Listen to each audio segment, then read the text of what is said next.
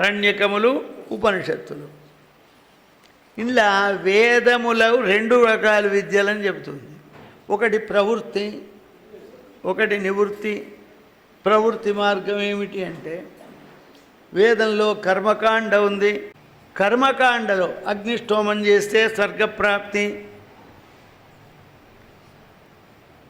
సౌత్రామణి యాగం చేస్తే బ్రహ్మలోక ప్రాప్తి, అశ్వమేధ యాగం చేస్తే సామ్రాజ్య పదవి, ఇట్లా ఫలితములు ఉన్నవి. ఇది ప్రవృత్తి మార్గం. ఈ యజ్ఞం చేస్తే ఇది కలుగుతుంది, ఈ యజ్ఞం చేస్తే ఇది కలుగుతుంది, ఈ పూజ చేస్తే ఈ లాభం కలుగుతుంది, ఆ పూజ చేస్తే ఆ లాభం కలుగుతుంది, ఈ జపం చేస్తే ఇది వస్తుంది, ఆ జపం చేస్తే అదంతా ఉన్నాయి. మంత్రాలు ఉన్నాయి, బుద్ధి కావాలంటే మంత్రాలు ఉన్నాయి, పెళ్ళి కావాలంటే మంత్రాలు ఉన్నాయి, పంట వండాలంటే మంత్రం. ఇవన్నీ కూడా ఎక్కడ ఉన్నాయంటే వేదంలోనే ఉన్నాయి. ఇదంతా ప్రవృత్తి మార్గం. అందుకోసమే దీన్ని కర్మ మార్గం అంటారు. ఈ కర్మ మార్గం లోపల కొద్ది లోపముందని శంకర భగవత్పాదుల వారు కర్మ మార్గం కంటే జ్ఞాన మార్గం గొప్పది అని ప్రతిపాదన చేశాడు. తెలుసా ఎవరికైనా? ఎక్కడ ఏం తెలుసు? కర్మలో కైవల్యం రావడం కష్టం, రాదు, స్వర్గాది లోకాలే వస్తాయి అని గ్రహించి తను అద్వైతాన్ని జ్ఞానాన్ని ప్రచారం చేస్తూ కుమారీల భట్టు అనేటువంటి యొక్క మహానుభావుడు కర్మకాండను ప్రవర్తకుడు, కర్మకాండ ప్రవర్తకుడై ఉండి అప్పుడు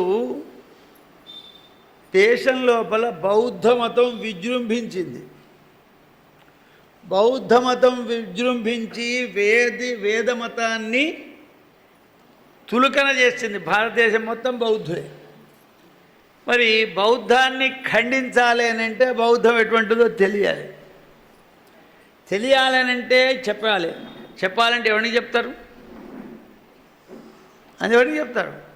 బౌద్ధుడికైతేనే బుద్ధుని యొక్క తత్వం చెప్తారు అని ఈ కుమారీల భట్టు బౌద్ధ సన్యాసి వేషం వేసుకొని గురువుని ఆశ్రయించి బౌద్ధ సిద్ధాంతాన్నంతా నేర్చుకున్నాడు. నేర్చుకున్న తర్వాత అందులో ఉండబడే లోపాలన్నీ తెలుసుకొని బౌద్ధ మతాన్ని ఖండించాడు. ఖండించిన తర్వాత ఆయనకు ఏమనిపించిందంటే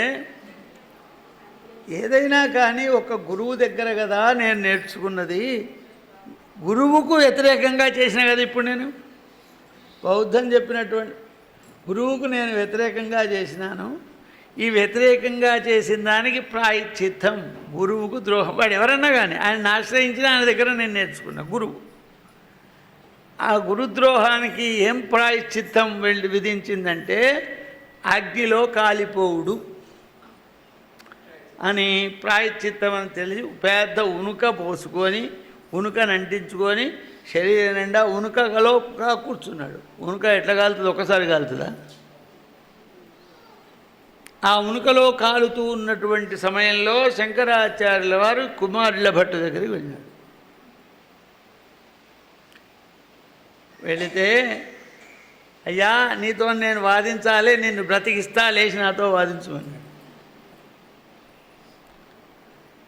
అంటే నేను లేచి వాదించను, నా ప్రాయశ్చిత్తం అయిపోయింది, సగ శరీరం కాలిపోయింది, ఇదేగా నేను గురుద్రోహం చేసిన, నాకు నేను విధించుకున్న శిక్ష,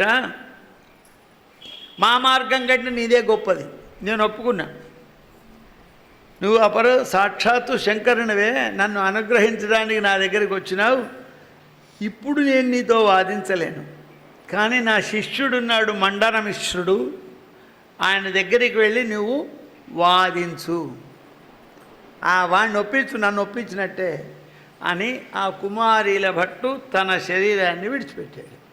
ఆయన కర్మమార్గ ప్రవక్తుడు. వేదములు యజ్ఞములు అదే మనకు శ్రీమద్భాగవతంలో కూడా ప్రాచీన బర్హి మహారాజు గారి కథలో నారద మహర్షి చెబుతుంటాడు. యజ్ఞాలు యజ్ఞాలు యజ్ఞాలు యజ్ఞాలు ఊరికే యజ్ఞాలు చేస్తే ఏం లాభం? ఏమంతమంది ఏం లాభం వస్తుంది? ఏం లేదు. జ్ఞానం పొందితే కానీ నీకు విముక్తి లేదని చెప్తాడు. అట్లా ఆ తర్వాత శంకర భగవత్పాదుల వారు మండన మిశ్రుని ఇంటికి వెళ్ళి ఆయనను వాదించి ఆయనను గెలిచి తన శిష్యుడిని చేసుకున్నాడు. గెలిచడంటే యుద్ధం చేసి కొట్టి తన్ని గుద్ది చంపి కాదు. ఎట్లా? తనను ఒప్పించి ప్రేమతో నీ సిద్ధాంతంలో ఈ లోపం ఉందని ఎత్తి చూపి తన శిష్యునిగా చేసుకొని సురేశ్వరాచార్యులు అనేటువంటి బిరుదిచ్చి ఆయన భార్య ఉభయభారతి ఆమెను కూడా జయించి ఆమెను శారదాపీఠమునకు అధిష్టాన దేవతగా మార్చినారు శంకర భగవత్పాదుల వారు. ఇక్కడ అందుకే వేదంలో 2 విధములైనటువంటి యొక్క లక్షణాలు ఉన్నాయి.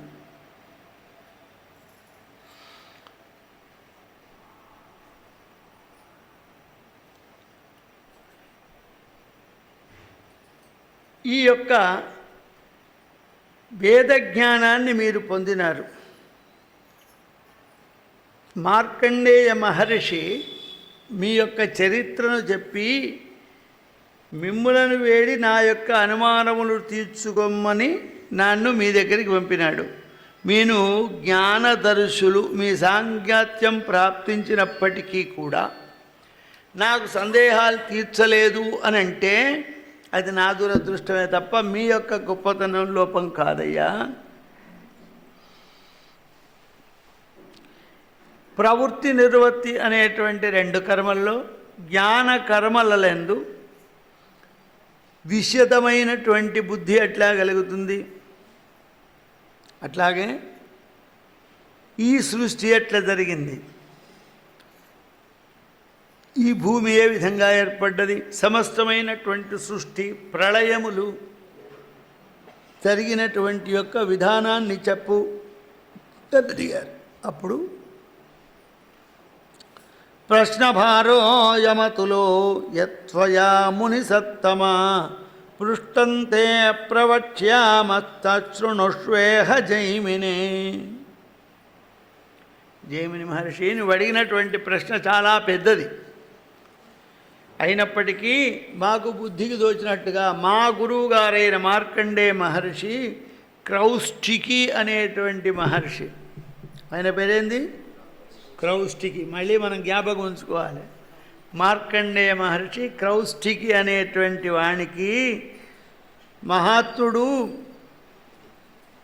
వ్రతస్నాతాయ ధీమతే మార్కండేయం మహాత్మానం ఉపాసీనం ద్విజోత్తమ క్రౌష్టికీం పరిప్రప్రచ్ఛ యదేవత్పృష్టవాన్ ప్రభో.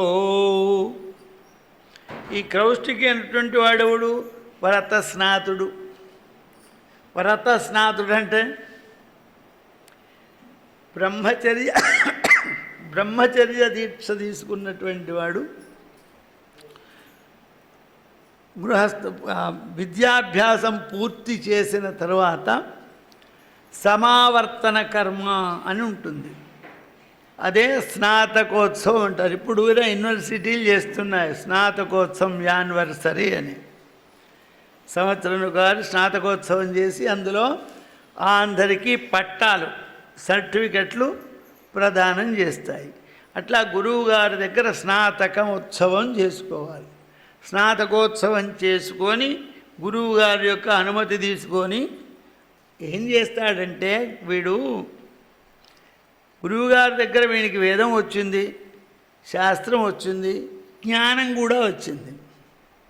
జ్ఞానవంతుడైనటువంటి వాడు అప్పుడు అహం కాశీం గమిష్యామి తత్రైవ నివసామ్యహం.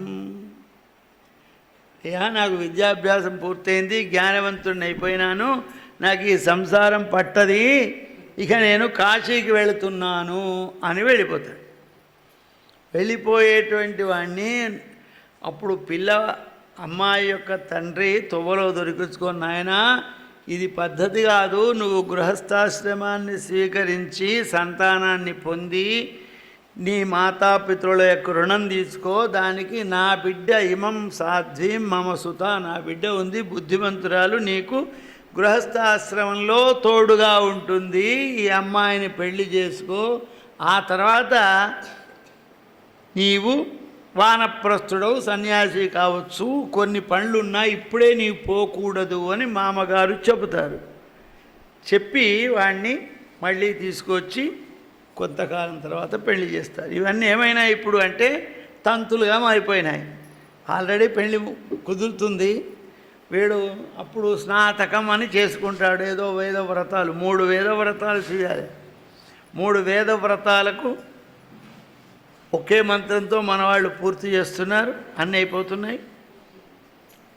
అది ఒక అలవాటుగా మారిపోయింది. సరే, ఇతడు వ్రతస్నాతుడు, క్రౌష్టికవుడు, సకల విద్యాభ్యాసం చేసి స్నాతకోత్సవం చేసుకొని గురువుగారి దగ్గర పట్టా పొంది, క్రౌష్టికి వ్రతస్నాతకం అంటే పూర్ణ విద్యాభ్యాసం చేసినవాడు, మామూలు వాడు కాదు.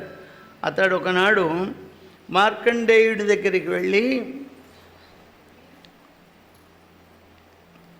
మీరేమడిగారో ఆ క్రౌష్టికి కూడా మార్కండేయ మహర్షిని అడిగితే అప్పుడు ఆయన ఏం చెప్పాడో నేను మీకు చెబుతాను అని.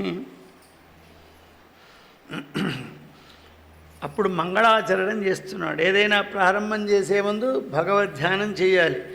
ప్రణిపత్య జగన్నాథం పద్మయోనిం పితామహం జగద్యోనిం స్థితం సృష్టౌ స్థితో విష్ణుస్వరూపిణం ప్రళయే చాంతకర్తారం రౌద్రం రుద్రస్వరూపిణం ఉత్సన్నమాత్రస్య పురా బ్రహ్మణో వ్యక్తజన్మనః పురాణమేతద్వేదాశ్చ ముఖేభ్యో అనువినిస్మృతాః.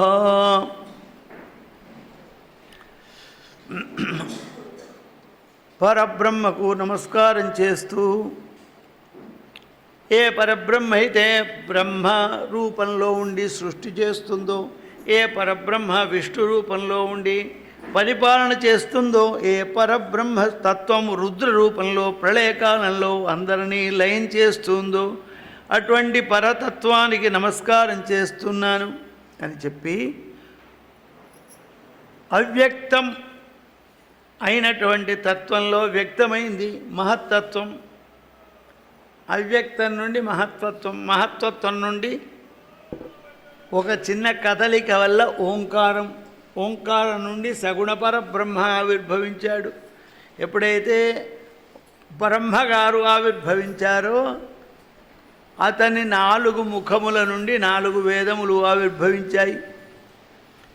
అట్లాగే పురాణ సంహితాశ్చ కుర్బ్రహ్మణ పరమర్షయ వేదానాం ప్రవిభాగశ్చ కృతైస్తు సహస్రశః. ఆ వేదములను, వేద భాగములను, వేదాంగములు చెప్పిన శిక్ష, వ్యాకరణం, ఛందస్సు, నిరుక్తం, జ్యోతిషం, కల్పం, ఇది వేదమునకు 6 అంగములు. ఆ షట్శాస్త్రములు అంటారు వీటిని. ఇంట్లో మళ్ళీ కొన్ని విభాగాలు ఉన్నాయి. ఆ పురాణములు, శాస్త్రములన్నీ కూడా బ్రహ్మ ఋషులు, వేద ఋషులంతా కూడా ఏరుకొని దగ్గర పెట్టుకున్నారు. అందులోపల ఒక్కొక్కళ్ళు ఒక్కొక్క దాన్ని సాధించుకున్నారు.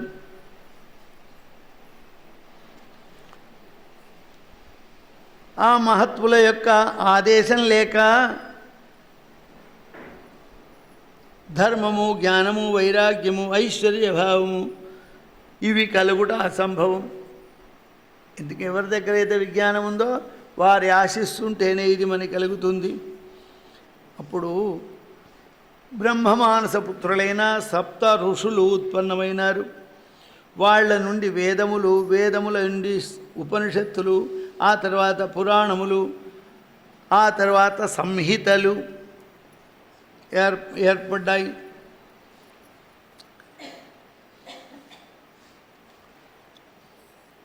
ఆ పురాణములనన్నీ కూడా పూర్వం భృగు మహర్షి సేకరించినాడు. ఆ భృగు మహర్షి దక్ష ప్రజాపతికి ఇచ్చినాడు. ఆ దక్ష ప్రజాపతి మా అందరికీ ఇచ్చినాడని మార్కండేయ మహర్షి చెబుతూ ఉన్నాడు. అప్పటి నుండి ఈ పురాణముల సంహితలన్నీ మా వద్దనే ఉన్నాయి. సర్వమేతన్మహాభాగా శ్రూయతే మే సమాధినా యదా శ్రుతం మయా పూర్వం దక్షస్య గదతో మునే. పురాణం అనేటువంటి పదానికి ఒక చిత్రమైన అర్థం ఉంది. పురాణం అంటే చాలా పాతది, పురాతనమైంది అని అర్థం. పురాణం పురాణం పాతది కాదు అని అర్థం. అన్ని విడదీసుడు. పురాణం కొత్తది, పాతది కాదు. పురాణం అంటే పాతది, పురాతన కాలం చెప్పడదు అని అర్థం. ఇక్కడ దీన్ని అణం అంటే పాతది కాదు, నిత్య నూతనమైంది, కొత్తది అని అర్థం. ఇందులో రెండు ఉన్నాయి అర్థాలు. మనం ఎట్టా విడదీసుకుంటే అటువంటి అర్థం వస్తుంది. కనుక ఆ పురాణములన్నీ మా దగ్గర ఉన్నాయి. మార్కండేయ మహర్షి చెప్తున్నాడు. అది ఏ విధంగానైతే మాకు దక్షుడు చెప్పిండో ఉన్నదంటూ నీకు చెప్తాం. తస్మై హిరణ్యగర్భాయ లోకతంత్రాయ ధీమతే ప్రణమ్య స్వమ్యగ్వక్ష్యామి భూత సర్గమనుత్తమం. ఎవరైతే జగత్కారణమై ఉన్నాడో, జన్మరహితుడు, అవ్యయుడు, చరాచర జగత్తుకు ఆశ్రయమై ఉన్నాడో, ఎవడైతే పరమపద స్వరూపుడై ఉన్నాడో అటువంటి వాడు హిరణ్య గర్భుడని పేరు.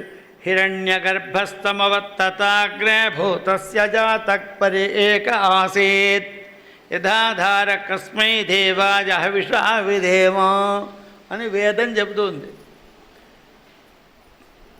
ప్రథమమైనటువంటి యొక్క సృష్టిలో ఏర్పడ్డటువంటి వాడు హిరణ్య గర్భుడు.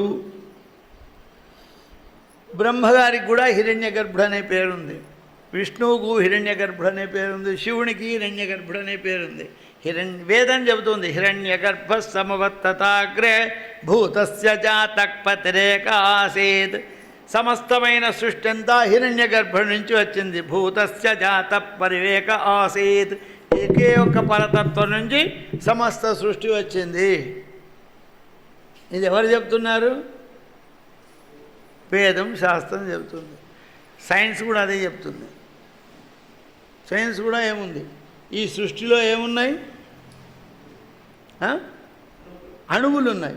అణువులో ఏముంది? పరమాణువు ఉంది. పరమాణువులో ఏమున్నాయి? పరమాణువులో ఏమున్నాయి? న్యూట్రాన్లు, న్యూట్రాన్స్, ప్రోటాన్స్, ఎలక్ట్రాన్స్. ఈ మూడు ఉన్నాయి పరమాణువులో. ఈ పరమాణువులో న్యూట్రాన్స్, ప్రోటాన్స్, ఎలక్ట్రాన్స్ వేరా ఒకటా? వేరువేరా ఒక్కటా? కలిసే ఉన్నాయా? కలిస్తే ఉంటుందా? మీ కరెంటు చెప్తాం, మీ కరెంటు 3 ఫేస్ ఉంటుంది. 3 ఫేస్ కరెంటు వేరా ఒకటా? వేరువేరా? ఒకటి అంటే ఓదాన్ని కూడా తాగిస్తే మండుతుంది. వేరు వేరు అందామంటే కాదు, ఒక్క దగ్గరనే పుడతాయి. ప్రవాహములు వేరు. కరెంట్ అంటే ఏంది? ప్రవాహం. కరెంట్ అనే పదానికి అర్థం ఏంటంటే శక్తి, ప్రవాహం.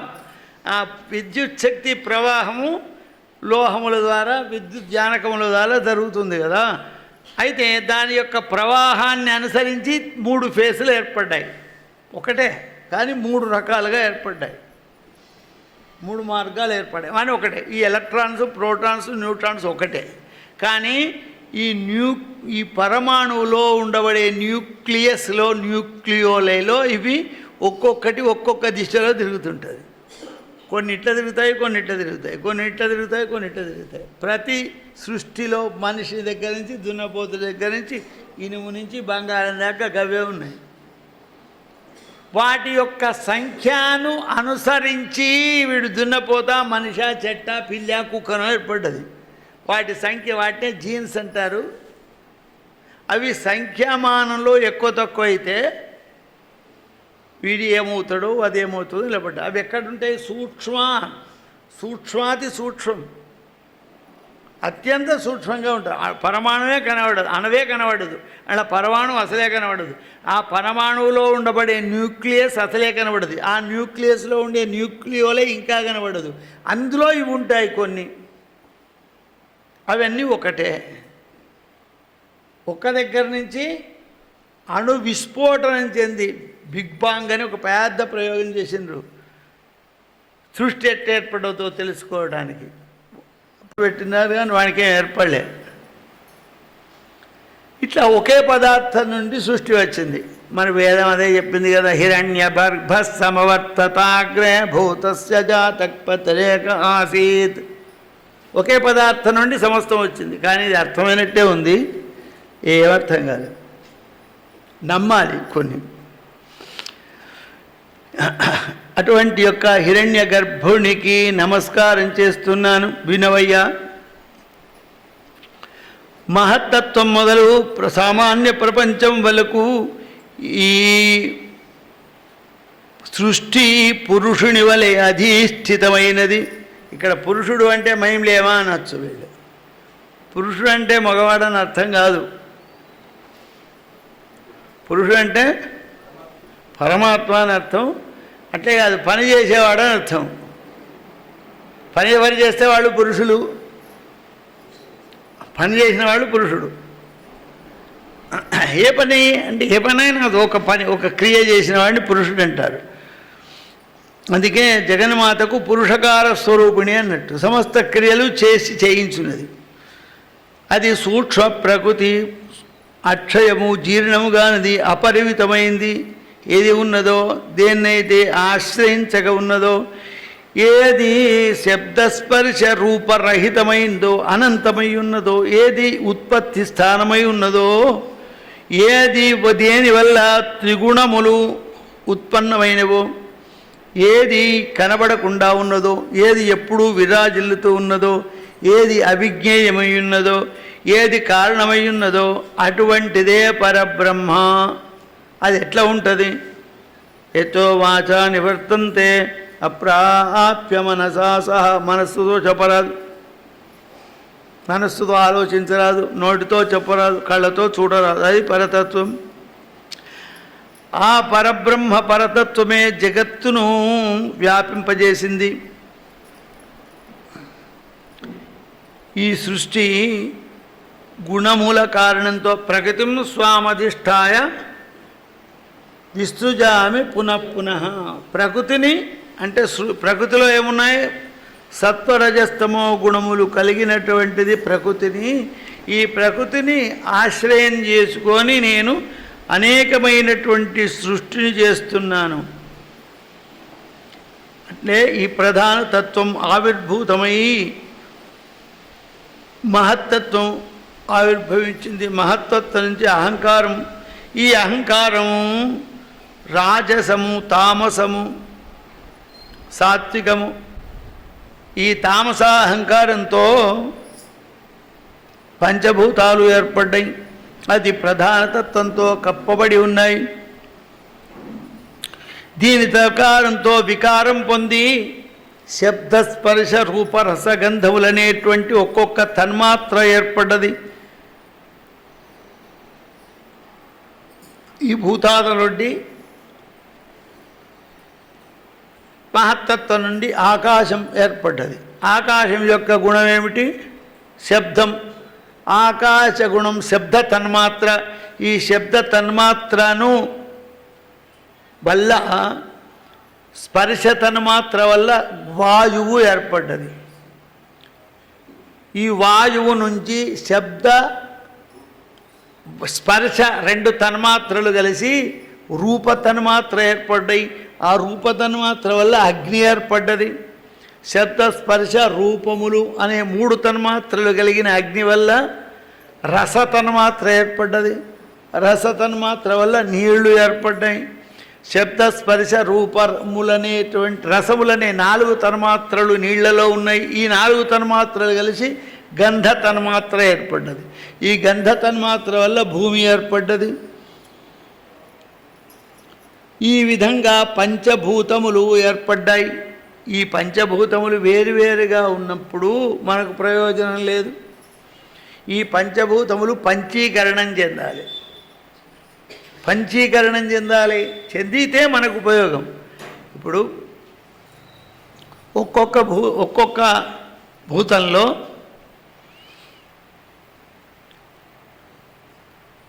ఒక 3 భాగాలు, సగం భాగం దాని తత్వం ఉంటుంది. మిగతా 4 భూతాలు ఇంకా సగంలో ఉంటాయి. ఆకాశం సగం ఉంటుంది. తర్వాత వాయువు, అగ్ని, నీరు, భూమి 4 భాగాలుగా మిగతా 4లో ఉంటాయి. ఆ తర్వాత వాయుతత్వం సగం ఉంటుంది.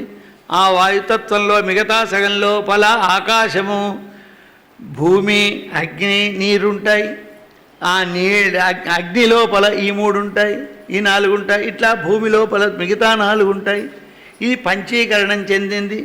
ఈ పంచీకరణం చెందిన తర్వాత సృష్టి ఏర్పడ్డది. కొంతమంది ఈ సృష్టి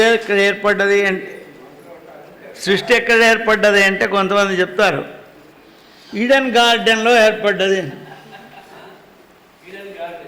ఈడెన్ గార్డెన్లో ఏర్పడ్డది, గ్రీన్ ల్యాండ్స్లో ఏర్పడ్డది. అది ఎక్కడ ఏర్పాటు చేసిండ్రు? ఒకటి ఉంటే ఇంకోటి చేయవచ్చు. ఒకటి ఉన్నది, దాంతో ఇంకోటి చేయవచ్చు. ఈ విత్తనాలు ఎక్కడి నుంచి తెచ్చినావు? హైదరాబాద్ నుంచి తెచ్చినావు. వాళ్ళు ఎక్కడి నుంచి తెచ్చిండ్రు? అక్కడి నుంచి తెస్తేనే కదా నీకు ఇచ్చేది. ఈడెన్ గార్డెన్ ఉంది. ఈడెన్ గార్డెన్ ఎవడు సృష్టి చేసిండు? అంతకు ముందు ఉన్నదా? అట్టే ఉందా? అదే బ్రహ్మణ? ఎవక్కడిది అది? దానికి సమాధానం మేము చెప్పం, ఉన్నది వినాలంతే. అందులో సృష్టి చేసిండు. గమ్మత్తు. ఆదివారం ఒకళ్ళను, సోమవారం ఒకళ్ళను, మంగళవారం ఒకళ్ళను, శనివారం ఒకళ్ళను సృష్టి చేసి సండే నాడు ఆయన రెస్ట్ తీసుకున్నాడట. తెల్లారి సూర్యుడిని సృష్టి చేసిండట. మరి అసలు సూర్యుడే లేకపోతే సోమంగళ బుధ గురు శుక్రవారం ఎక్కడి నుంచి వచ్చినాయి? రోజులు ఎట్లా ఏర్పడ్డాయి? సృష్టిలో రోజులు ఏర్పడాలంటే సూర్యుని వల్ల మొదలు. నువ్వు ఈడెన్ గార్డెన్లో కూర్చొని సోమవారం చెట్లను, మంగళవారం భూమిని, బుధవారం ఆకాశాన్ని ఏదో చేసి సృష్టి మంచిదే. ఆఖరకు వచ్చింది కదా సూర్యుడు. ఆఖరికి సండే నాడు నువ్వు రెస్ట్ తీసుకొని సెలవు తీసుకున్న తర్వాత మళ్ళీ ఫస్ట్ వర్కింగ్ డే నాడు సూర్యుడిని తయారు చేసినావు. Okay, no problem. ఈ వర్కింగ్ డేలు ఎట్లా గుర్తుపెట్టినావు సూర్యుడే లేకపోతే? మేము చెప్తాను, నువ్వు నమ్మాలి. నమ్మకుంటే నరకంలో పడతావు. ఇంతే. మన శాస్త్రములు అట్లా ఉండవు. అడుగు, ఎన్ని ప్రశ్నలు అడుగుతావు అడుగు, అన్ని ప్రశ్నలకు సమాధానం ఉంటుంది. ఏ విధంగా అడుగుతావు అన్ని నీ చెప్పేవానికి తెలియకపోవచ్చు. ఆఫ్ కోర్స్ మీరు కొన్ని ప్రశ్నలు అడిగితే నాకు తెలియకపోవచ్చు. అంటే నాకంటే గొప్పవాళ్ళు ఉన్నారు, నాకంటే ఉద్గ్రంథాలు ఉన్నాయి, నాకంటే మహాసాహిత్యం ఉంది. వాళ్ళు నీ సమాధానం చెప్తారు. ఈ పుస్తకంలో లేకుంటే ఇంకో పుస్తకంలో, ఇంకో పుస్తకం లేకుండా ఇంకో పుస్తకంలో, ఎక్కడో ఒక దగ్గర దీని సమాధానం ఉంటుంది. సమాధానం లేకుండా పోదు. గుడ్డిగా నమ్మమని చెప్పరు. నీవు నమ్మవలను, లేకుంటే పాపివి అవుతావు. నువ్వు నమ్మినా నమ్మకుండా పాపవు కావు, పుణ్యుని కావు. నువ్వు ఏది చేస్తే కదా అవుతావు. అది సృష్టిగా చెప్పింది. ఆకాశంలో కుర్చీ వేసుకొని కూర్చొని దేవుడు సృష్టి చేసిండు. కుర్చీ ఒకటి తయారు చేసిండు. కుర్చీ మీద కూర్చోవాలంటే ఒక కుర్చీ తయారు కావాలి కదా. మరి కుర్చీని ఆయనే చేసుకున్నాడా, లేకుంటే మన ఎవరు వడ్రంగినైనా పిలుచుకొని తయారు చేసినా? మొదలు వడ్రంగి సృష్టి అయిందా? కుర్చీ కావాలంటే దానికి ఒక చెట్టు కావాలి, లేకుంటే ప్లాస్టిక్ కావాలి, లేకుంటే ఇనుము కావాలి. వట్టి కుర్చీ ఎట్లా తయారవుతుంది? కుర్చీ ఎట్లా తయారైందంటే దానికి ఒక చెట్టుతోనే అనుకుందాం. ఆ చెట్టు ఎవడు పెట్టిండు? చెట్టు ఎవడు తయారు చేసిండు? కుర్చీ తయారు చేయవయా వడ్రంగి ఏంటి వట్టిగా తయారు చేస్తారు. ఆయనకు ఏమిటో బాటిసే, ఊలి, ఇంకేదో ఏమిటో అవన్నీ కావాలి. అవన్నీ లేదు కుర్చీ ఎట్లా తయారవుతుంది? ఆ కుర్చీలు ఎందుకు వాళ్ళు ఎట్లా కూర్చుంటావు? ఇవి అడగకూడదు. వీటికి నమ్మాలంతే. అట్లా మనం చెప్పలే కుర్చీ వేసుకొని కూర్చుంటాడు, చెప్పలే కుర్చీ వేసుకొని కూర్చుంటాడని చెప్పలే. ఈడెన్ గార్డెన్లో సృష్టి అయిందని చెప్పలే. ఇది క్రమం. ఒక చూడండి, ఒకసారి దీనికి ప్రమాణం ఇప్పుడు కూడా ఉంది. ఆకాశం అంటే ఏమిటి? ఖాళీ. ఖాళీ ఎంటీ స్పేస్. మనం ఇప్పుడు నిన్న చెప్పుకున్నాం కదా, ప్రాణాయామం ఎప్పుడు చేస్తారు? ఖాళీ గడుపుతో చేస్తారు. ఇంట్లో ఎంటీ స్పేస్ ఉండాలి. ప్రాణాయామం చేస్తూ ఉంటే ప్రాణాయామం చేసేటువంటి ఖాళీ ప్లేస్లో వాయువు